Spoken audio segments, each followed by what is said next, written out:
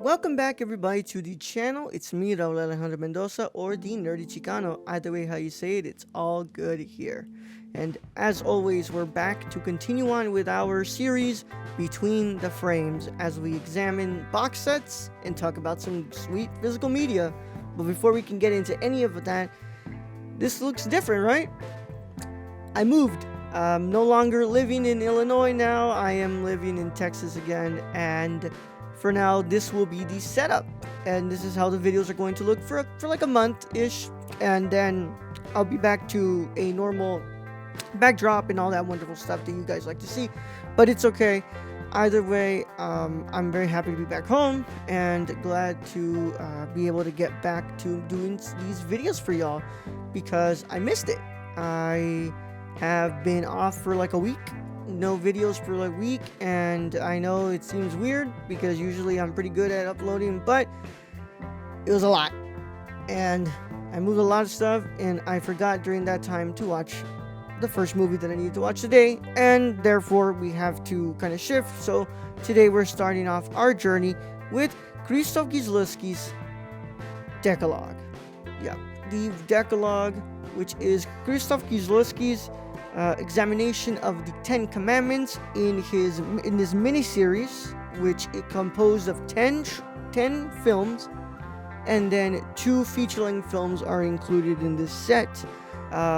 It's going to be a little different. I don't know how everybody else does it on here on YouTube, but the way that I'm going to structure our Between the Frames journey of the Decalogue will be discussing Decalogue 1 through 5, and then we will do Decalogue 1 through 5, and then we'll do a short film about killing.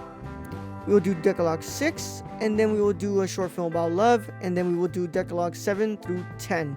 And of course, we're going to go on that journey together, and we're going to be discussing these films as we go. It's going to be a lot of fun. We had a lot of fun talking about the Godfather trilogy on 4K on the last videos, as we talked about the Godfather Coda, the death of Michael Corleone on 4K. And we are going to go ahead and start our journey through the Decalogue with the first film, Decalogue 1. So of course, because this is the first film in the set, we are going to look at the set, and this is of course from Criterion Collection, and today when you're watching this or when it's uploaded, the Criterion sale is going on at Barnes & Noble's, where all Criterion are 50% off at your Barnes & Noble's online and in stores. So if this is something you've been wanting to pick up, hopefully this video can convince you, or otherwise, if you are interested in picking it up, this is available during the Criterion sale. So this is the front of the Decalogue. So we have Krzysztof Kieslowski's Decalogue. We have the year, and then, of course, there. This is the spine. Obviously, this is spine number 837. This is the other side of the spine. Oh, right there, yeah. And then this is the back. So, lots of stuff here. All of these. So these are new restored 4K digital transfers of all 12 films that comprise monumental soundtracks. There's a selection of archival interviews with director Krzysztof Kieslowski, taken from a 1987 television piece on the production of Decalogue 2. There's a new program of the format of the formal and thematic patterns of Decalogue. There's new and archival interviews with Decalogue cast and crew, trailers, and there's a book with a bunch of essays and stuff. Criterion pretty much packed it really well here with a bunch of stuff. So of course we just go ahead and just open this up like this. There you go. You have the apartment building in the film where all these stories seem to take place in, and then in the back it's the same thing. So you go ahead and open it up right now like this, and it's 4 discs. Of course, the first one is missing because I am watching these films, so I have the first one in the 4K player, but you get the first disc, which is over here. You get 1 through 5. On the second disc, you get 6 through 10. Then this disc over here has a short film about love and a short film about killing. And then this disc down here is your supplements. So you open it like that, you close that like that, it has that. And then here is your essay book with the logos, whatever. I don't really know what to call this, but these are all the Dekalog numbers. So it's 1 through 10. And it's a really cool essay book. There's a lot of cool stuff in here. I haven't yet read through the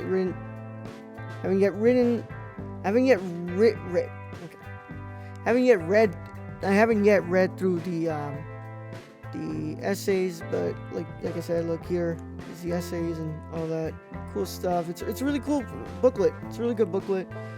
Pretty solid material too. As always, you know that Criterion always gives us great material when it comes to these releases. So now that was the set, and we are going to go ahead and get this started. But of course, before we get this started, this is Dekalog 1, but there is no individual entry on Criterion Collection's website. It's all just one for the Dekalog. I'm sure that there's separate entries for a short film about love and a short film about killing, but when it comes to the Dekalog itself, there is no individual. So I'm just gonna read it once, and I will read this entry, and then we will just go on from there. So from Criterion.com's wonderful entry here, and of course it's on the back of this set as well. This masterwork by Krzysztof Kieslowski is one of the 20th century's greatest achievements in visual storytelling. Originally made for Polish television, Dekalog focuses on the residents of a housing complex in late communist Poland, whose lives become subtly intertwined as they face emotional dilemmas that are at once deeply personal and universally human. Its 10-hour-long films, drawing from the 10 Commandments for thematic inspiration and an overarching structure, grapple deftly with complex moral and existential questions concerning life, death, love, hate, truth, and the passage of time. Shot by 9 different cinematographers with stirring music by Zbigniew Preisner and compelling performances from established and unknown actors alike. Dekalog arrestingly explores the unknowable forces that shape our lives. Also presented are the longer theatrical versions of the series' 5th and 6th films, a short film about killing, and a short film about love. So that was the introduction by Criterion for the Dekalog set, and of course I could not have put it any better. That's why they are the ones who write it. But of course, this is my first time that I've seen the Dekalog. I've only ever seen a short film about love. I watched it in a class, so we are truly starting blind here. I bought this set during the Criterion sale in November of last year, and I hadn't started it up. And I wanted to finally get on it and get to watching these films, so here we are. Let's talk about Dekalog 1. So I really like this film. This first one looks at the life of a father who is agnostic, atheist. I think he's pretty much not religious at all. His son is very curious about life, death, and asks him questions regarding, what the afterlife is. And, the father is, going to talk to him in the ways that he believes, and he tells him that, once you die, you die. Whereas, that's not enough for the child. The child wonders if there's something else. The child also spends time with his aunt. His aunt is a Catholic, and the father is open to the child taking religious classes and learning more about religion and the Catholic faith. And they live in this apartment complex where everybody else seems to live in, where these films take place, and they use this computer which is able to calculate all these things, and is able to calculate all these equations. And the kid goes on a trip. Well, not to say a trip. I would say that he goes to play with some kids at an ice pond, where they calculated the weight that it would take for the pond to actually break, and they said that they were pretty much okay. And And sadly, the child dies, and this is what causes the father to have a test of faith. And in this film, we are examining the first commandment. I don't know the commandments by heart, y'all, so I will not be giving you all a detailed reading of the first commandment, but this is discussing the first commandment. I believe it's thou shalt not have no God before me. And I think that is the first commandment. I like this film a lot. I think that it has a really interesting theme throughout the film. It has a very beautiful visual style that Krzysztof Kieslowski makes possible through, of course, the cinematographer that's working with him, but also the film stock that he uses within this film. A lot of Eastern European filmmakers seem to have been using this type of film stock at the time, especially Krzysztof Kieslowski, because you can see it throughout his Three Colors trilogy, that he uses this very beautiful muted type of film stock that represents really well within the film. I like our performances by the father, who gives a very gripping and heartbreaking performance as he kind of has to navigate now this troubled loss of his child, and the child gives a good performance as well, being a little kid, whereas the aunt as well does a great job. For less than an hour, this film really does is paced well. It's not paced amazingly. I think it has a little bit of roughness in the first act, but I think that it works pretty damn good for what it is. And it has just a beautiful music done by Seininger, I think it was the name. I can't remember. I'm also just going to be terrible with these names because I'm not Polish and I don't know how to speak Polish. I barely, last year, I think I actually searched up how to properly, pronounce Kieslowski's name.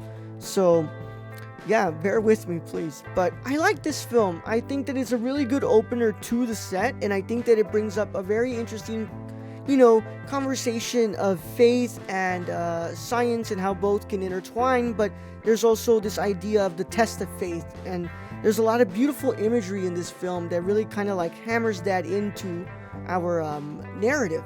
And I just found myself enjoying this film a lot, even though that it is incredibly sad, and it is very heartbreaking that the way that the father loses his child. But overall, I really liked this movie.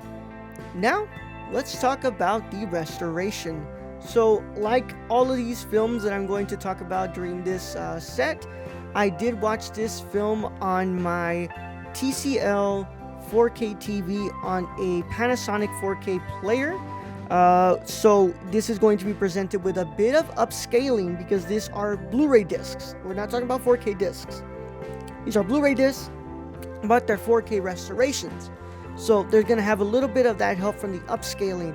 And I've got to say, they have done an incredible job with these restorations. I mean, of course, who are you to doubt Criterion Collection and the blabs that they search out to be able to do these restorations, and they do an incredible job at keeping, what is so special about these films and what made them great in prior years, but also kind of bring out a new life out of them. Like I said, this film stock is very muted, but its colors pop so well, and they represent a very grim look of life in communist Poland at the time, but they're able to pop on your screen, and they're able to be very pleasing to the eye. The resolution looks so great. I think a lot of why this looks amazing is that upscaling from my Panasonic 4K player, that it just translates it just a little bit above 1080p. It's of course not native 4K, but it looks great. I've got to say they did an incredible job with the audio as well. This sounds fantastic. As always, it's kind of hard to do these videos sometimes because I don't have any reference to the old ones, because I'd never watched the old restorations of them that were on, I believe, I don't think they were ever available on Laserdisc or available through DVD. I think this was the first time that they came to the United States on physical media. So I wasn't alive to see this in the theater. I wasn't alive to be able to see it that way. So from what I can hear, I was loving the uncompressed mononeural soundtrack. It sounds great. Dialogue sounds crisp. Sound effects sound great. Nothing to really complain about here. I think they did a wonderful job with this first restoration, and I'm sure that the next films are going to look even better, because this is just your first film, and these next one, we have 11 films to go in this set, so I'm sure that it will all look fantastic. But of course, Criterion never misses, and the video and audio quality look amazing on this first film. And yeah, we are starting off with a really, really good entry in this first series for the Dekalog.